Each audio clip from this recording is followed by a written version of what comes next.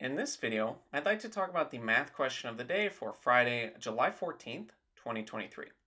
And with this problem, we're given a rational expression, and we need to know what is an equivalent expression in lowest terms. And also, what values of x must we exclude from the domains of this expression?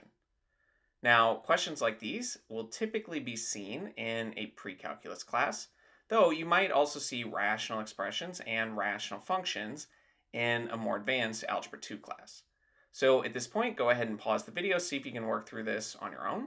And when you're ready, unpause the video and we can go through this together. Now, assuming that you have attempted the problem, let's start working through this. And to answer these questions, we will need to factor the numerator and denominator. And from there, hopefully we can make some simplifications to rewrite this in lower terms. And once we factor this denominator, we can also decide which values of x are not in the domain. Since the x values not in the domain of this rational expression would be the x values that make this denominator equal to 0. But again, it will be easiest to figure that out if we can factor that denominator. So let's start by factoring everything. And with our numerator, it looks like we can pull out the greatest common factor. Each of these two terms are divisible by 3, and they are divisible by x. So when we factor out 3x, here we're left with x, and here we're dividing everything by 3x. 18 divided by 3 would be 6. We bring along the negative sign, and x divided by x is 1. Now you can check this by just redistributing. 3x times x, that's 3x squared, and 3x times by negative 6 is minus 18x.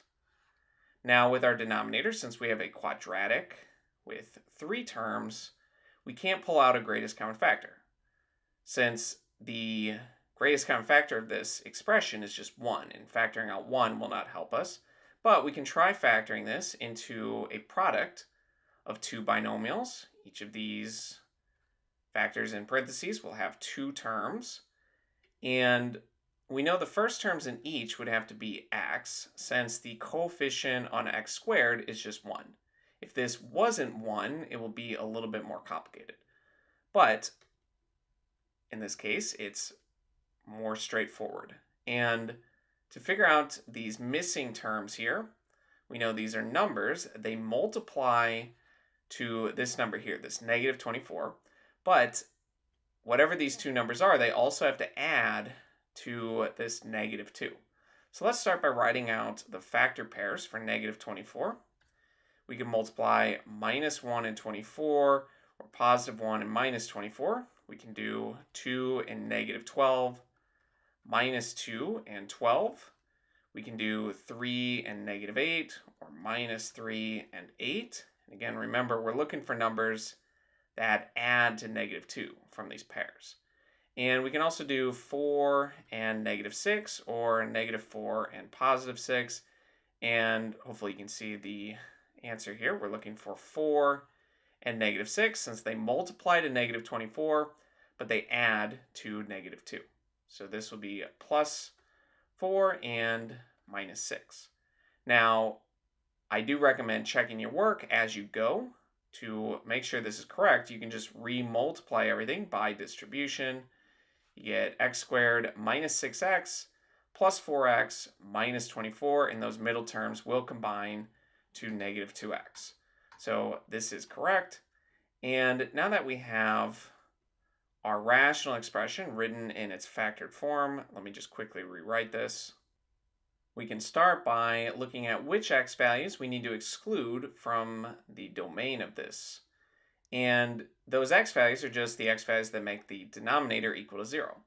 And for that, we can just use our zero product property. If either of these factors here is equal to 0, then we have 0 multiplied by something, which of course is 0.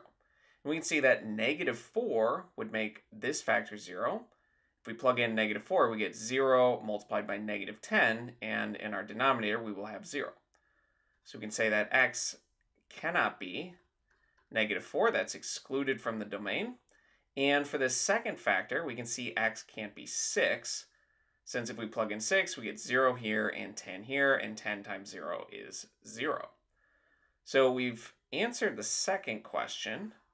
And for the first question, to simplify this, notice that in our numerator and denominator, we have x minus 6, this factor of x minus 6. And something divided by itself is 1, so we can cancel those out. And we get 3x over x plus 4. So this right here will be our final answer. Though, if you do want to check, what you can do is pick some random x value. That's not excluded. So let's say x is 1. If we plug that in to this expression, we'll get some value. And if that value is equal to the same value we get when we plug in x is 1 into our simplified expression, then we know we did this correctly. And since 1 is simple, we can do it quickly. We could also do 0. That, in fact, might be easier. But let's plug in 1. We get 3 minus 18, which is negative 15. And in the denominator, we get 1 minus 2 minus 24. And 1 minus 2, that's negative 1. Minus 24 is negative 25. So we get 15 over 25, which would simplify to 3/5. And if we plug in 1 here, we get 3 up top and 5 down below. So we get this exact same number, which means we can feel confident that this rational expression here is in fact the simplified version of our given rational expression.